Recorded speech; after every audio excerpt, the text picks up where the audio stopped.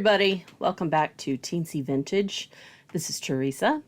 Today we are going to make a collage featuring some vintage cowgirls. I gotta admit, this one kind of stymied me. I pulled out a bunch of stuff that I really liked and looked interesting, and this cowgirls image was something that was just sitting in my box of scraps and ephemera for a while. And I'm just trying to get my composition going here. Playing with different bits and bobs. I've got a gauge face there, a cutout or a die cut, some dictionary paper, some canceled stamps, I think that's a rabbit femur image that I got out of a rabbit anatomy book. Talk about specific and random. So I'm kind of going with a burnt orange, teal, yellow, little bit of red kind of color scheme here. I'm going around my image with some Archival black ink just to give it a little definition. And just playing with the pieces I have on the page, trying to figure out what works, what doesn't work. Do things need to be distressed or torn up a little more? Y'all know I really love a torn edge. I found these particular stamps. They were on a pink envelope, so I'm trying to cut the pink envelope off because the pink really doesn't work here. And I'm not sure if I want to use all three stamps. But for now, I think it looks all right. It's working with that rectangular die cut. Eventually, I decide, you know what? Nope, I want to separate these. So now I'm trying to peel and or cut off the pink envelope, which is easier on some of the stamps than others. These are old stamps. They had the glue on the back, and they don't really want to come off. And I know I could steam them off, but frankly, I don't have the time or patience for that. Plus, it's just some stamps. It's really not a big deal. So now I'm still playing around. I'm still thinking, oh yeah, I'm going to use 3 stamps. Eventually, spoiler alert, I only use 1. I have this piece of a die cut. It's a kind of a gold paper, and I used, I think it was Tim Holtz had a die cut to make that pretty pattern. It's over there on the left of the screen right now. So I'm still thinking, still playing. I'm a little frustrated. You saw my hand there. That was me going, what? Sometimes making art is not pretty, y'all. I have to say, even though I was frustrated, I still had a good time.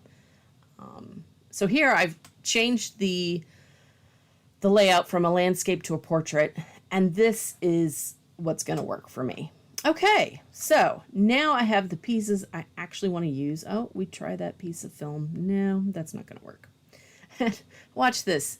I am so fiddly and fussy that day. I had to get a different piece of dictionary paper because that piece of dictionary paper wasn't big enough. I know, it's crazy. It just needed to be like, I don't know, a couple inches bigger. I'm also going to use some stamps, so I'm going to mark off where my pieces are on the page so that when I stamp, I know where to make my marks. And again, we're using the Archival ink because we don't want it to run with any water or paint or ink that gets used later. And I'm literally just taking the black and then the gray, it's called watering can, and just going around the edge. And this is to fill up some of that white space, to give a little bit of visual interest. That is a Finnabair stamp, by the way. All the supplies are listed below. Okay, so now that I've got my stamps down, we're going to go back and put everything back on and see how we like it or don't like it. And here's where I get another dictionary page. Because that one just wasn't working for me. So to make sure I make it the right size, I hold up the old one to the new one. And then we're gonna tear all the edges, trying to make it look organic.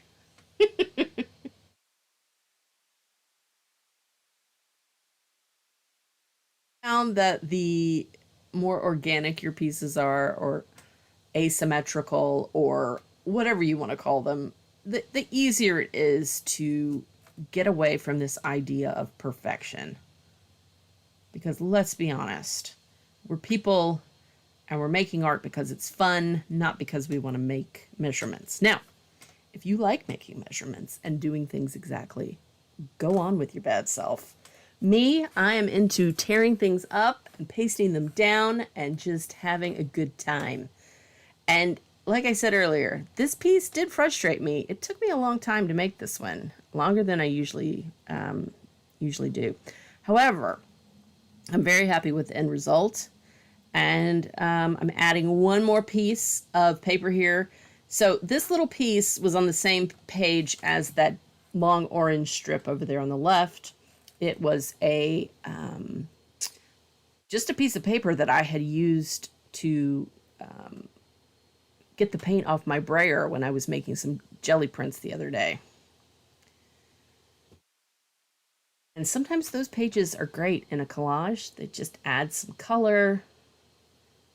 So now we're going to glue everything down.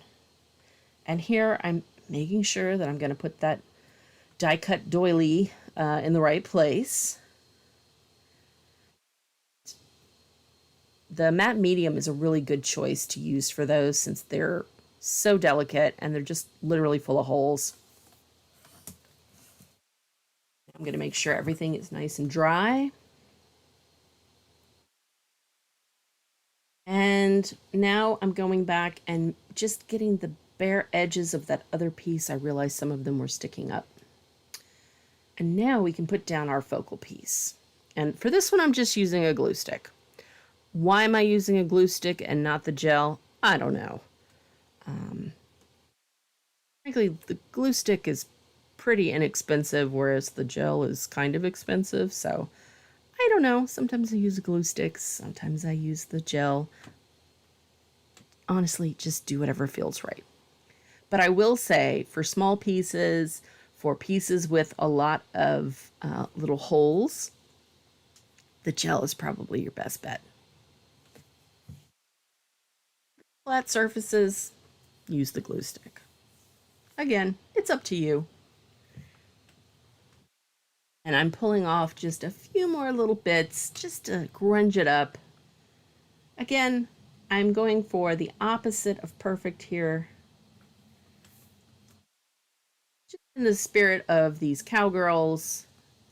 I mean, I'm not sure if these were performers or actual working cow hands. I guess that's what they were called. I don't know. But they look cool, and they're not perfect. They're out there in the dirt and dust. And did you think I was done? Nope. I've got one more piece to stick on here.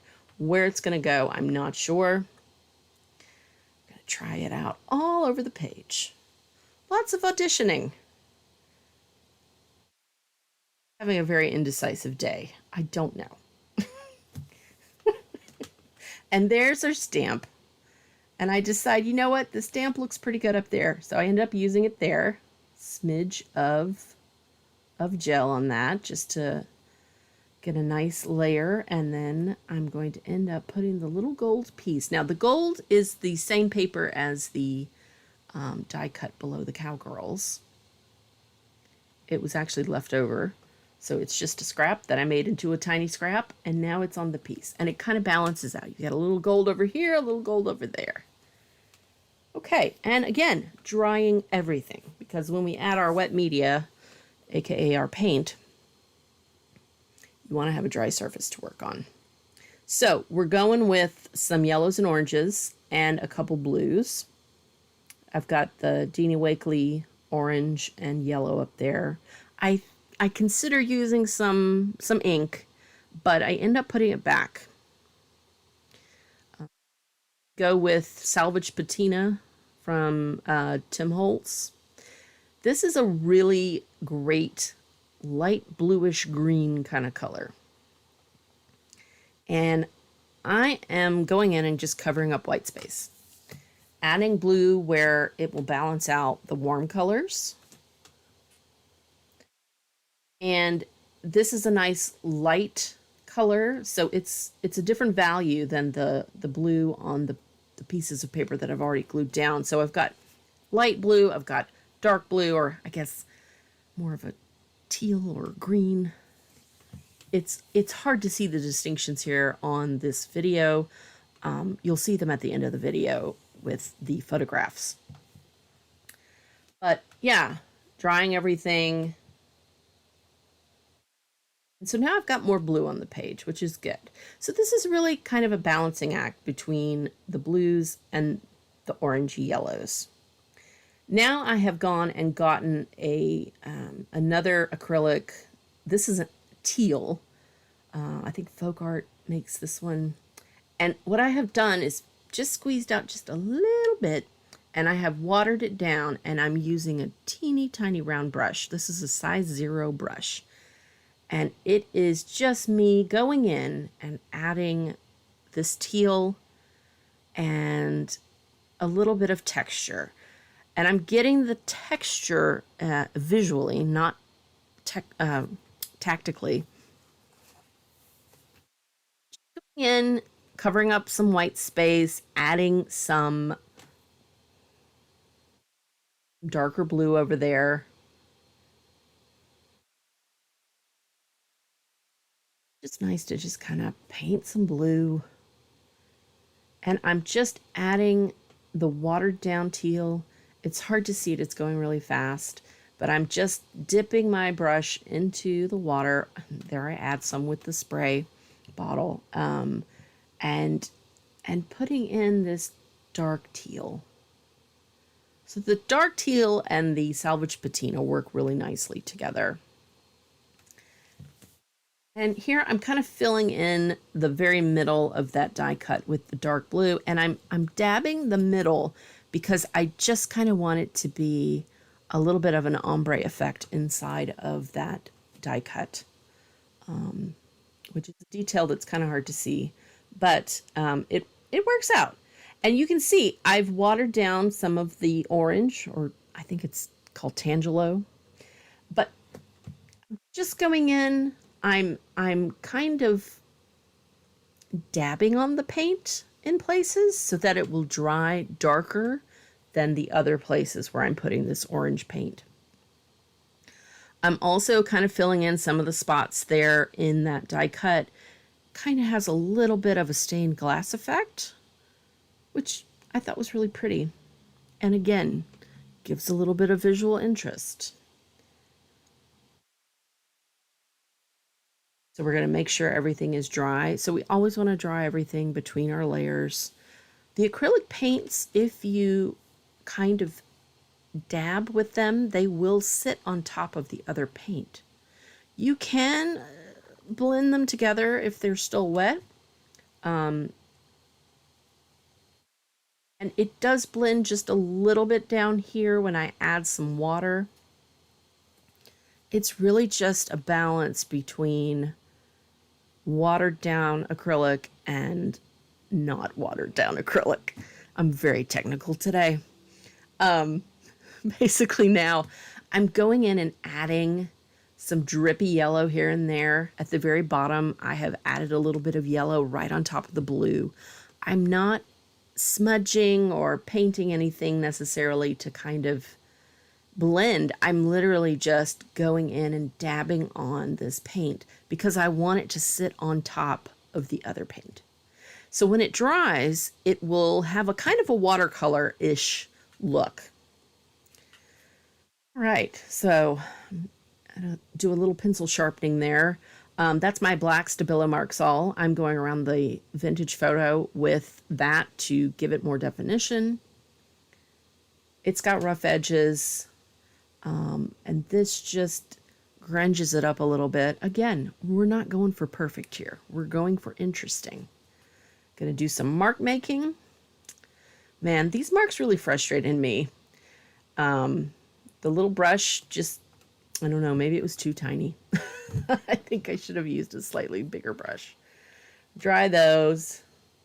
We're going to find a sentiment. This is the Tim Holtz Small Talk,